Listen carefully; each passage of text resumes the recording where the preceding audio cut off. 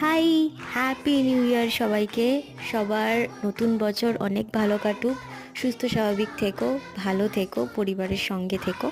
আর আমার অ্যাজ কোনো প্ল্যান ছিল না 31st নাইটে। কোনো বাড়ি থাকে না এবছর বলে নতুন কিছু না। কারণ আমি সবসময় একটা জিনিস ভাবি যে আমার বছরের শেষটা আর বছরের শুরুটা যেন আমার পরিবারের সবার সাথে হয়। তো সেরকমই আমরা প্রত্যেক বছরই কোনো না কোনো ছোটোখাটো পিকনিক বাড়িতে করি। তো সেটাই করছিলাম, কিন্তু এবছর কোনো ছুটি পাইনি যেহেতু সব কিছু করতে অনেকটা লেট হয়ে গেছিলো।